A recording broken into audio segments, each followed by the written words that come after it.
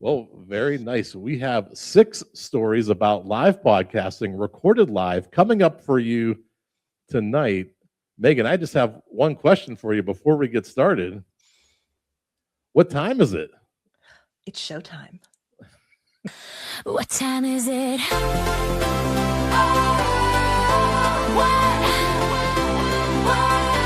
What time is it?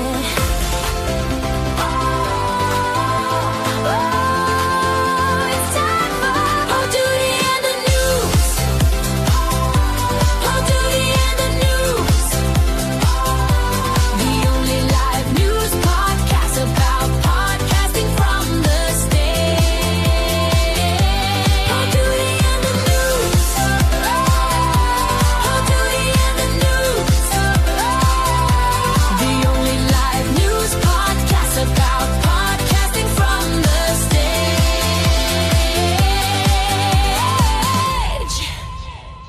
Oh, we're switching it up. Megan, welcome to the main stage. Thank you. Thank you so much. I love the way you have this set up. I've got to say, I do not do a lot of live podcasting, so this is a little bit intimidating for me, but this is a very cool way to have things arranged. I just love it. Oh, thank you so much. You want to know the secret is when I'm here by myself, I have no way to start the recording and get to the stage. That's why we do the backstage segment. We do a little witty banter. I hit play on the music video, and then I have to run to the stage and get everything set up. Oh, I love it. Well, Megan, tell us a little about yourself. We gave a little preview in the pre-show about what you're doing, the things that you're building with podcasters, with businesses. You're really building something special and showing businesses that I think podcasting can be a very valuable asset for them. So yeah, the work that I do, I run a podcast production agency called One Stone Creative, and we've been producing podcasts for small business owners since 2017. And the way we go about it is looking at podcasts for business as different than podcasting as a hobby, or building a podcast to be its own business. Because a business that already exists, it's running, it's functioning, it's got clients, it's got services, it's got offers, it has really different needs from a podcast than the other types of podcasting do. And so we look at podcasts as tools that business owners can design to do specific things in their business. And that can be, establish thought leadership. It can be appear better in search. It can be as a sales enablement tool. It can be a networking tool. It can do all of these different things. And the trick for us is to figure out exactly how a business can use a podcast, and then making a podcast that does exactly those things, and not too much of the extra, so that there's no time wasted or other, no investment in things that aren't actually going to give a return for the business, because nobody's got time for that. Oh, awesome. And people want to connect with you. It's called One Stone Productions. Is that the name of the company? It's One Stone Creative, and you'll find us at onestonecreative.net. Super easy. I'll put those links in the show notes. And also, as of the end of the show, Megan gets inducted into the crew. So on Poduty and the News podcast webpage, we have the crew, which is everybody who's ever been a co-host with me. You're going to find her link, her page, and any episodes and possibly future episodes that Megan, whoever will be on, will be forever logged in as the crew. You're part of Poduty and the crew on Poduty and the News. I love it. We're all about titles around here. Megan, are you ready for our first story? I am so ready. Our story number 1, from co-working to community, spaces built for connection. A new space is opening in Kansas City's Westport neighborhood, and it's blurring the lines between co-working, social clubs, and live experiences. And that's something live podcasters should be paying attention to. Founded by Darian Nimrod, the Outsiders Social Club is designed to be a place where creatives work by day and connect by night, with DJs, events, and strong sense of belonging baked into business models. It's a membership-driven, community-focused, and built around how people feel when they show up. Exactly the kind of environment where live podcasts, conversations, and shared experiences thrive. And the one thing I really loved about this is they aren't even realizing what they're building, because they do have this social club, they have these co-working spaces, but they're bringing a building full of creatives with the intent of at night having DJs and music and bands. But if you have all these creative people, they probably also want to do creative shows. How great would it be that some night you meet some of the business owners and they have their own podcast that night at the social hall? Yeah, I think, spaces like this are so interesting and so important. I think it's a huge thing right now. A lot of people are talking about the lack of third spaces, right? People outside of the home and outside of the workplace or the school where people can actually spend time together. And I think, bringing together business owners like that, and especially if you've got the infrastructure set up for podcasting, like Jeff, you've got your theater.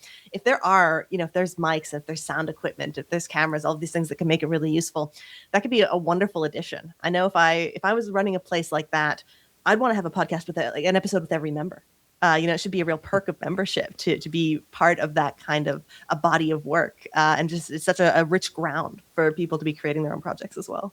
Yeah, you're right. It's a great idea for the space, the way to promote new members, way to introduce businesses to each other, and just have a co-working. If somebody signs a lease, you have a special night. You showcase that new tenant. You talk about their business. You introduce them. And I couldn't imagine a better way to welcome people into the business community in this town with this social club. It's going to be an incredible asset for the community.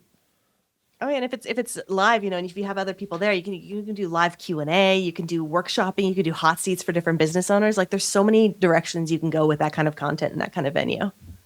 Yeah, I'm all about it. I'm going to follow along with the story. These links of the stories that we're talking about, they'll be in the show notes. So make sure you visit the sources. You double check, fact check me, because a lot of times I'm skimming through and I'm looking at headlines, but there's a lot more information than what we're talking about. We're kind of pulling out the nuggets that really fit the narrative for this podcast.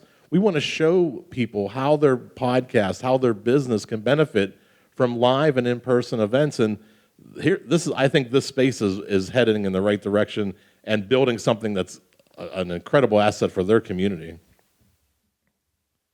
Let's go to story number 2, one of my favorites, proof you can podcast from anywhere.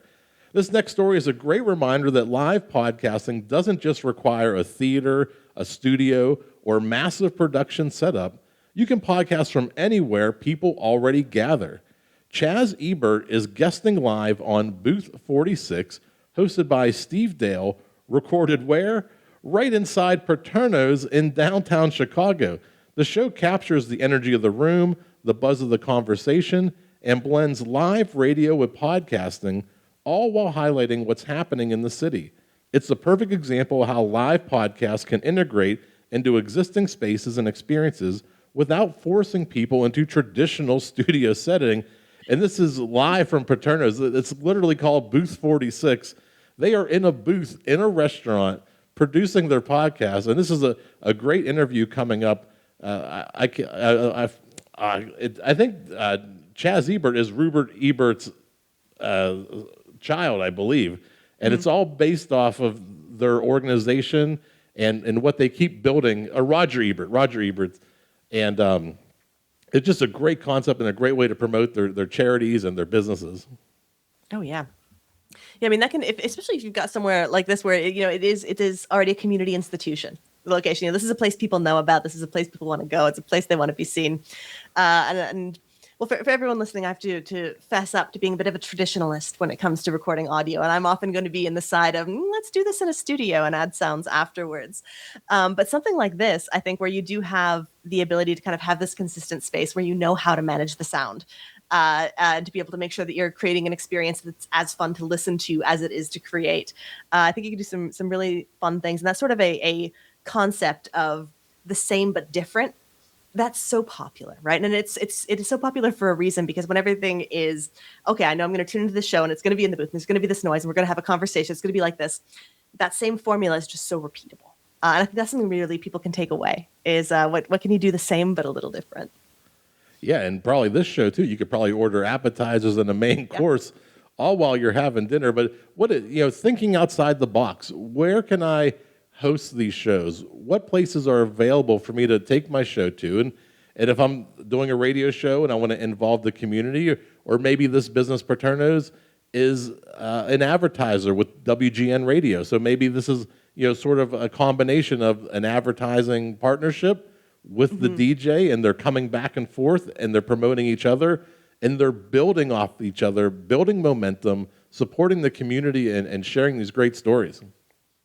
I mean, I think if you get, especially if you have any kind of local business or geographically limited business that you're doing, and you want to approach sponsorship, a perk of sponsorship of having being an episode recorded at your physical location could be huge. Yeah, share the love, share the energy, share the stories, bring the community in and immerse them in what's happening. We'll go to story number 3, but this one is a fun live show from Tailgate to Timeline. Live podcasts go big. This story shows just how powerful live podcasting can be when it's tied to a moment people already care about. Cam Newton streamed his 4th and 1 with Cam Newton live on YouTube from the Roaring Riot tailgate outside Carolina Panthers Stadium ahead of their playoff game against the Rams. The result was a packed in-person crowd with more than 100,000 live viewers online.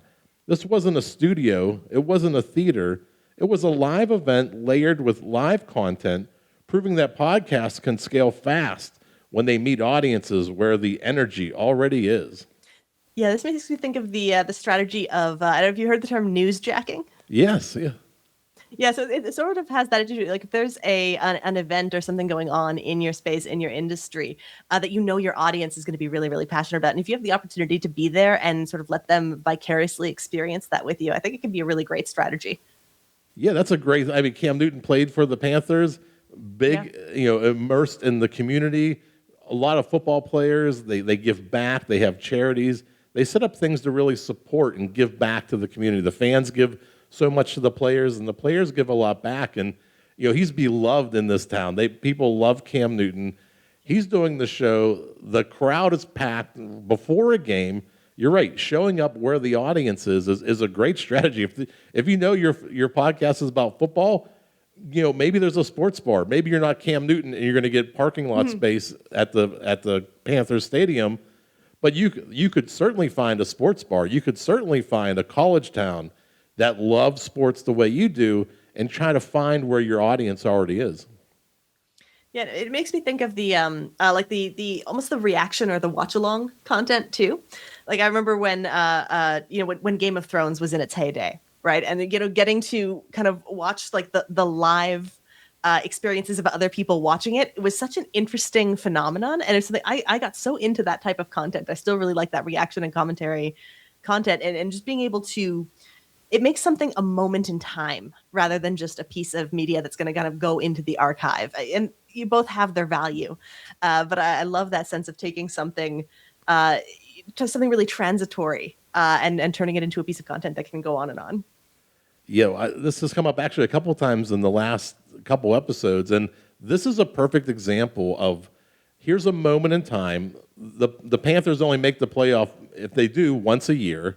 They may play 1, 2, 3 games before if they make it to the Super Bowl. But in this moment, the city is rallying behind the team. Yeah. Cam Newton is loved by the city. Only in that moment, that day, could he go to that stadium and perform this episode of this podcast. And in the history of the world, that'll never repeat itself. These live events, when they're based on current events and news stories, they're only ever going to happen that one time. It's a once-in-a-lifetime opportunity. It's not going to repeat itself again. You have to be there, or have to watch the recording after, but you can't experience that moment live ever again. And that's one of the most beautiful things that I've come to realize about live podcasting is it's different than music. It's different than comedy, where the musician or the comedian will do their act in one city and then go to a town and do the next city the same act. With podcasts, if Cam Newton can't do that show next week down at the local steakhouse, he's already done that show. So podcasting is once in a lifetime, one-time performance. It never repeats itself again. Let's go on to our next story. We're going from Cam Newton to 7 days of content. If you're performing live and only hitting go live once, let me backtrack a little bit here. So this show is about live podcasting. We talk about live stories. We record it live. It's very meta that we do this. But also we've had some feedback that, hey, if you're encouraging us to do live podcasting, what are some tips and tricks? So incorporating into the show, I'm going to start including tips about how to do live podcasting, benefits of doing live podcasting. And I also have a couple things where everyone's saying, hey, you just isolate these stories about live podcasting in front of audiences. But like what Cam Newton, he was live streaming. So we're going to also start to include live streaming stories too. So just a little bit of a tweak to the show. We're going to add tips, and we're going to add in live streaming. And this first story is a tip to do whenever you're in Megan's world where you're recording in a studio and you're having all this content. Well, she can also do a lot of stuff in post-production. But if you're doing live events, maybe you need a little bit of help. Here's something that can help you out if you're doing a live event. If you're performing live and only hitting go live once, you're leaving a lot of value on the table. A new update from StreamYard shows how one live stream can fuel an entire week of social content using AI-powered clips that pull highlight moments directly from the long-form recordings. Instead of digging through hours of footage, podcasters can quickly generate vertical clips with clean framing, captions, branding, and natural start and end points. It's a reminder that the live performance isn't just the finish line, it's the starting point for visibility, growth, and audience building. And this tip is kind of one where you're creating one piece of content. You spend time preparing the show, you spent time getting up on stage or setting up your live stream, you've recorded it, now what? It's not just that one and done mentality. Using a tip like this and a tool like StreamYard, you can repurpose some of that content for the rest of the week. Now, this one I thought was of the news stories, one of the ones I was the most excited to talk about, because I think the prevalence and the use of the short form clips, I mean, they're huge. Everyone's seen them, right? You have a podcast, whether it's studio recorded, whether it's done live, and then you cut clips from it and you post those on social. You send them to your guests if you have them, and then you wait and you hope that things happen because of it. And whether it's a studio recording, whether it's a live recording, whether you're manually selecting the clips, whether you're having an AI do it, the thing that most people are getting wrong about them is the context. So these clips, they so often don't perform because it's really clear that what you're listening to is part of a larger whole, but you don't necessarily know what that larger whole is or what it represents or what led up to it or what came after it. And it's often not going to be enough to get someone to take action. So my advice for getting really good with clips, plan them and practice them in advance. And, be ready to, you don't want to speak entirely in sound bites, but you kind of want to speak in sound bites a little bit so that you've got something that has a complete beginning, middle, and end, that when you clip it or when you have a tool that helps you clip it, you've got something to share that people can understand and take action on. Jeff, in your experience with doing live or doing on location recording, I mean, do you practice for things that you're going to share in advance, or do you advise people to? How do you manage that? Here's what I've learned from this show in particular. Nobody wants to see a live clip of me reading the story. If I open a clip with me reading that story and struggling to pronounce people's names, no engagement. But I've learned that if I can position the transitions between Megan and myself, like you just did, you just threw a question back at me, well, that question most likely will be a great starting point for a clip. So when I go back to Megan, I'm like, oh, okay, that's a great thing. Is this something that you're doing in your studio to get viral, virality on your video clips? Just that little statement setting up what Megan's going to talk about. That's the kind of clips that you're looking for. Almost something that sounds not outrageous, but out of line, like something you might not agree with right away, and then the supporting argument. So if you can find those little nuggets throughout, and they exist all through, and you would have to manually comb through it. I have learned that I have stopped relying on the AI clips. Like I've tested Opus, I used Clap for a while, and I have tried the StreamYard, and they do decent jobs. But I have also found that when I do this as a manual process in Premiere, and I upload the clips myself, I don't know. I can tell. I know in the metadata it says that it was updated by Premiere because YouTube will tell you that. I'm thinking that manually updated clips have a little bit more weight than the AI generated ones. Only because maybe the volume of AI is so high that there's so many bad ones compared to the volume of ones that are manually edited and crafted by hand, that those ones may skew a little higher in the algorithm. I don't have science on that, That's just my gut feeling with where we're at right now. And I do see my shorts and clips are performing better now that I'm editing them myself. I think many people who are using clips in this way are finding the same thing. And I would encourage anyone who is podcasting live or otherwise live or in studio to get in the habit of creating short form content within your longer content, because you don't necessarily want to come back and then record separate content just for your shorts. But if you can set yourself up to something like when you want to use short form content in your podcast, it's really important to practice in advance so that you can create a narrative arc within the clips that it stands alone. And that's just an off the cuff. That's something that could potentially be clipped and hopefully would be useful. But I think that's something worth practicing when you know the topics. Like, Jeff, the stories that we're going to be talking about, and being able to have those little narratives can make you give you really, really strong clips and hopefully increase your following. And that was a great clip. I'm going to clip that. That's going to be one of the clips for this episode, I bet. I was hoping it would turn out that way. I did not follow my own advice and practice that in advance, although as I was speaking, I realized I should have. Well, let's go over to our next one. This is our fifth story tonight. Global Stages Real-Time Podcasts Go International. This story highlights just how far live podcasting can go when access and opportunity meet preparation. The Making Awesome podcast took their show live to Prague after Formnext, recording directly from Prussia Research headquarters. Instead of waiting to recap announcements later, they captured reactions, insights, and product conversations in real time, right where the innovation was happening. It's a strong example of how live podcasts can turn industry events into instant, authoritative content with a global reach. So this one, they were at a conference. They met somebody at the conference from Prussia Research.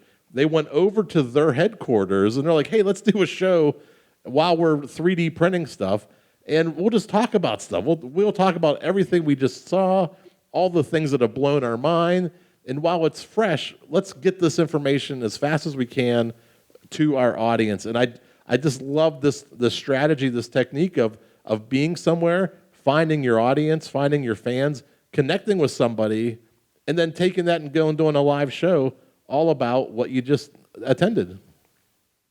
Yeah, I love that. What it really makes me think about is access. Access to people, access to spaces, access to information that often podcast hosts are in a really privileged position to be able to get. And that means that when they have the opportunity at a live event, I mean, you see this a lot at the podcasting conferences. Jeff, I don't know if you're a big attender of like Podfest or podcast movement. They've got podcasting areas where you can go and talk about what's going on and connect and share interviews with the people that you've met. And something else that really happens there, there's a lot of live podcasting, and it's bringing questions directly from audience members, whether it's clients, community, people who listen, people who watch, who can't attend that event or don't have that kind of access to people into places. It's a great way to just get this immediate feedback and this back and forth with the host as intermediary. It can be a really valuable public service. Yeah, in this example, it's the host of the podcast went to this research lab. The research lab is testing new ways to do 3D printing, and they're just pulling all these things together and bringing the community together and making everything stronger. Everybody's bonds are stronger. The knowledge that they're gaining of this new technology, the new products that are coming out that support 3D printing. It's just incredible how small the world has become and how fast it shrinks with how fast news can be delivered. It is. I don't know if you're into fiber crafts at all, Jeff, but there's this wonderful thing that happens in like knitting and crochet communities. They call them knit-alongs. And it's so over the course of, a month or 6 weeks or however long the project is, everyone involved is working on the same project at the same time. And I feel like something like that would be so wonderful to have a live podcast for. So people could dial in, people could be actually, conducting the same activity in the same place. I think when you think about using the podcast not just to create content, but to create time for something to happen. There's some really fascinating ideas. It can be co-working, like the first story that we talked about. It can be crafts. It can be hobbies. It can be passion. There's so many areas where that could go. That sounds like a lot of fun. I know my daughter loves crocheting and knitting, and I bet like having a night out, like maybe we get catering. Everybody's sitting I could see the orange chairs here in the theater. Everybody's filled up and having a great night. We live stream it. maybe other people, crocheting and knitting at home. I know they're different, Have it so sponsored please, by a local yarn store. yeah, yeah. Don't come at me. I know that those are two different things. I just don't understand the difference between crocheting and knitting. But One needle or two. you could come in here and have a great night out with friends and family doing the same thing. And like you said, if they're all working on the same project and they're all contributing it in different ways, that's got to be a lot of fun to see what they can build in a night. Oh, I think there's the historical precedent too, right, of the quilting bee, where everyone comes together to complete the project. A wonderful blending of old and new. Oh, it'd be so much fun. And then, people can learn, people could share tips, and they can show, how they're doing it on the live stream so people can follow along at home and try to crochet or knit their own. Well, and I bet it worked with the 3D printing too. If they started a project at the beginning, if that was a shared template or files that other people could access, at the end, everyone could have their cool thing whilst having had a lovely 2.5 hours spent, spending time together. Awesome. Let's go to our last story tonight. This is a great one. This is when brands become the stage. This final story brings everything we've talked about full circle. Live podcasting as a tool for community, conversation, and brand alignment. On January 17th, Leisha is hosting Keeping Women's Rights in the Picture, a live in-store podcast discussion at the Leisha Store and Gallery Boston in collaboration with Concept Aware and a Yellow Rose Project. The event centers on a live podcast recording with artists and educators, encourages audience participation, and turns a retail space into a platform for civic dialogue. It's a strong example of how brands can use live podcasts not to sell, but to stand for something and create meaningful shared experiences. I'll let Megan, you want to take this one first? I do, and I want to take it way back in time because this, for me, just echoed so strongly of where spaces, especially for women in North America and Western Europe, was very often in a retail setting, where some of the first places where women were able to gather to spend time. Department stores would have tea rooms where they could sit and talk and spend time. Similarly with vegetarian restaurants, places where they could speak and they could have civil dialogue and they could work towards different civil actions in spaces that were not necessarily when other spaces were not necessarily available to them. And I think bringing this new technology into that old concept of the retail store, whatever you may think of retail practice now, and that can vary a lot, but these are spaces that are traditionally feminine coded in a lot of ways. And so using that as a space to talk about issues that affect women and people of all sorts of different sorts who are having a lack of space in other areas of their life, maybe where they can talk about these things, and using that space to create art, to create dialogue, to talk about the reality of being a person right now, I think is tremendously exciting. And I love that there's businesses who are, if not intentionally honoring that tradition, carrying on a very proud tradition. If you think about how art makes you feel, how a photograph can make you feel, and if you're tying all these things with history and women's rights and how they feel in the moment and expressing themselves with one another and some of the things that they're going through, it's such a powerful moment, a powerful night. And to put this on and pull this off is an incredible feat. Just really love this story. I thought it was a great way to close out tonight and just talk about this. What's happening here? What can you do in your community to bring people together? How can you share stories, share like experiences, and build off those experiences to make the world a better place? Yeah, I think it's as important now, maybe more than it has been. It's kind of a scary time, and so knowing that there are people intentionally creating the space to have this kind of dialogue and to make the kind of access to the tools to create art and the tools to create conversations. Another thing I love about this business, this gallery, what they're doing, it feels very important and very of the moment. And that means we went through our 6 stories. I was looking at this picture earlier. We did not plan this, but we're wearing the same outfit. We are wearing the same outfit. Megan, this has been so much fun. I really appreciate your time tonight. We got through these 6 stories, and you added so much value to what live podcasts can be, the quality of production, how this can apply to businesses. I thank you so much for your time. One more time, how can people connect with you and just hear about your services, learn about what you're doing? Absolutely. So the best way to find out about me and what we do at One Stone Creative is to go to onestonecreative.net. That's ONE, stonecreative.net. And if you are a giant nerd about podcasting or would like to become a giant nerd about podcasting, you can go to podcastingforbusiness.com where you can download a copy of my book, which will go through kind of our methodology for designing podcasts specifically to do jobs within businesses. And I'd always be happy to connect with anyone. If you are looking to have a podcast for your business, we make it as easy as possible for busy entrepreneurs who actually have full businesses to run. That's our thing. I was trying to I didn't want to plug. I got hats and I have shirts. I will say the $10 for the shirts. Merch. If you leave a review, I don't have any reviews on Apple iTunes. I started the show in May. I tore my Achilles right after, and I realized I never asked anybody to leave me a review. If you leave a review on iTunes for Poduty in the News, I'm going to send you a t-shirt. But if you want to come to the theater and get one for $10, I'll do that too. We have hats as well. And this is a theater space. This is where I'm sitting right now underneath the exclamation point in your show here.